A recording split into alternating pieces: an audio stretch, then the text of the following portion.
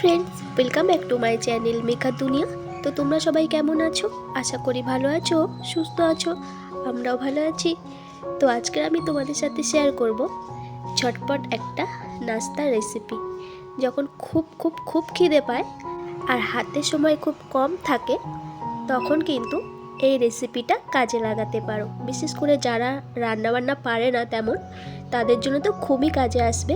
আমি কিন্তু এটা মাঝে মাঝে বানাই, আর খেতে দারুণ লাগে, আর একদম চটপট কিন্তু বানিয়ে ফেলা যায় খুব সহজেই।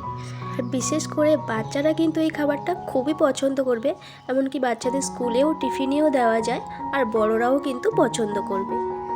ম্যাগি তো সবসময় একই রকম খেতে ভালো লাগে না, তাই একটু ইউনিকভাবে কিন্তু আমি বানানোর চেষ্টা করেছি। তো আশা করি ভালো লাগবে।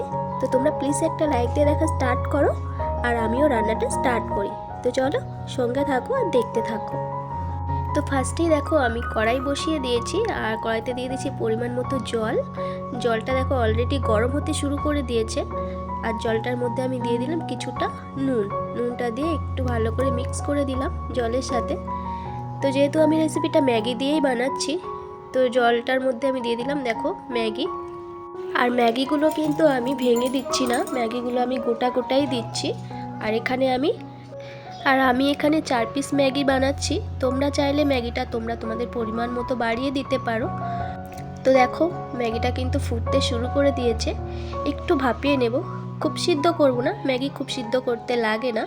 তো একটু জাস্ট ভাপিয়ে নেব, নিলেই কিন্তু হয়ে যাবে।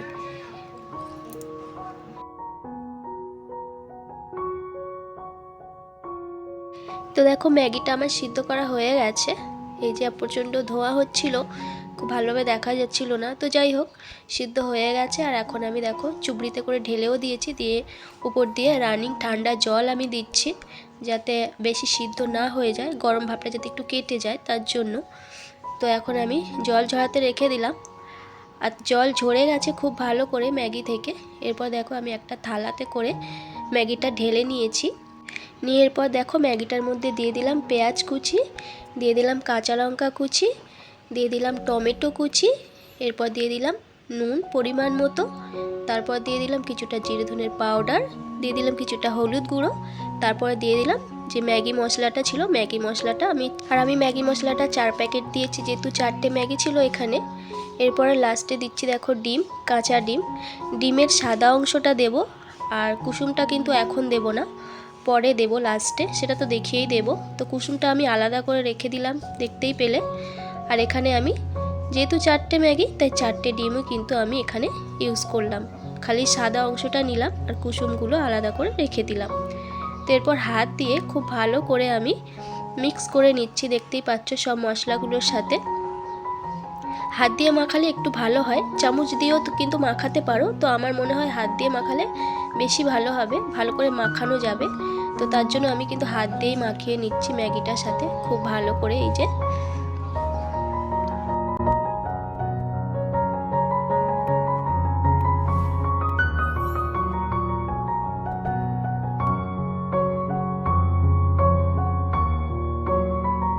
ব্যাস মাখানো হয়ে গেল।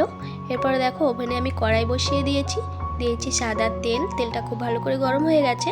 আর এখন আমি ম্যাগিটাকে কড়ার মধ্যে দিচ্ছি। ম্যাগিটাকে আমি কিভাবে দিচ্ছি একটু খেয়াল করো, যেমন পাখির বাসা হয় ঠিক ওইভাবে করে কিন্তু আমি ম্যাগিটাকে দেবো। একটু সাবধানে করে, এইভাবে করে, দরকার পড়লে 2 হাতও ইউজ করতে পারো।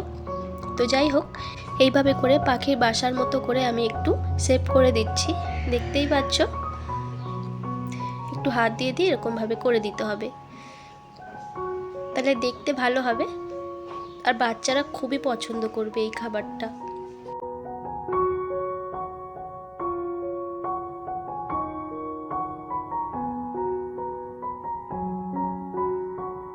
ব্যাস ঠিকঠাক করে দিয়েছি।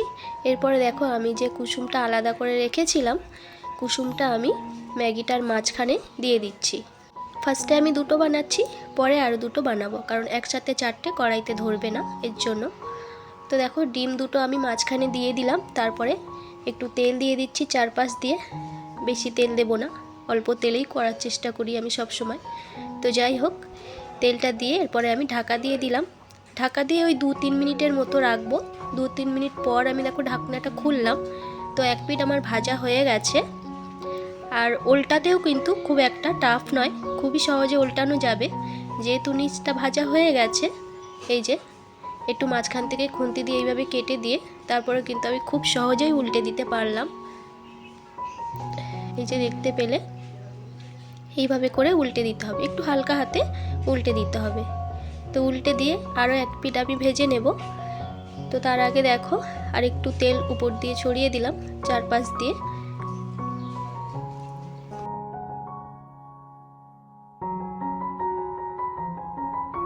ঢাকা দিয়ে 2-3 মিনিট আমি ভেজে নেব। ব্যাস 2-3 মিনিট হয়ে গেছে আর একদমই হয়ে গেছে, ভাজা হয়েও গেছে। আর আমি এভাবে করে তুলে নিই, কত সহজেই উঠে আসছে। দারুণ হয় কিন্তু এই রেসিপিটা। তো যাই হোক, সেম প্রসেসে আমি আরও দুটো বানিয়ে নেব। এই যে কত সুন্দর হয়েছে। চলো আর দুটো ম্যাগি আমি বানিয়ে নিই।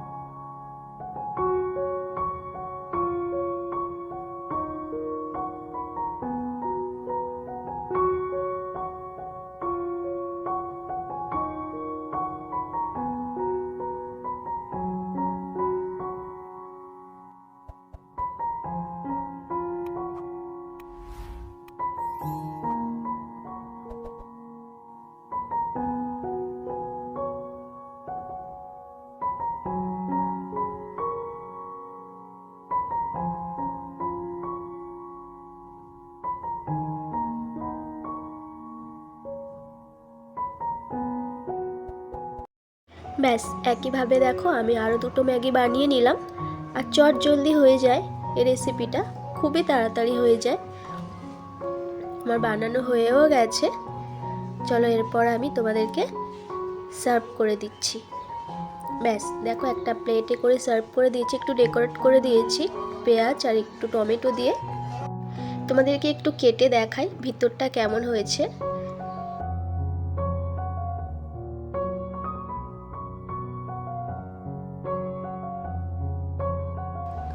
এই যে ভিতরটা এত সুন্দর হয়েছে, এত সফট হয়, পুরো পিৎজার মতো লাগে খেতে। তো ম্যাগি পিৎজার রেসিপি আমার চ্যানেলে দেওয়া আছে। এর আগেও একটা ম্যাগি রেসিপি দিয়েছিলাম, ম্যাগি পিৎজা। তো এটা কিন্তু অন্য স্টাইলেই বানিয়েছি।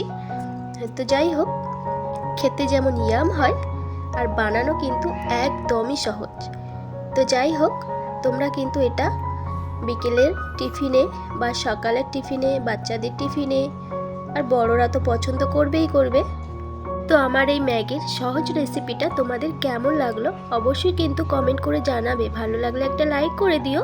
আর নতুন বন্ধু হলে আমার চ্যানেলটি সাবস্ক্রাইব করে নিও, পাশে থাকা বেল আইকনটি ক্লিক করে নোটিফিকেশনটা অল করে দিও, যাতে আমার পরে ভিডিও সব থেকে আগে তোমার কাছে পৌঁছে যায়। নতুন বন্ধু, পুরনো বন্ধু, সবাইকে অনেক অনেক ভালোবাসা। সবাই ভালো থেকো, সুস্থ থেকো, সাবধানে থেকো। নেক্সট ভিডিওতে খুব তাড়াতাড়ি দেখা হবে। এখনকার মতো টাটা।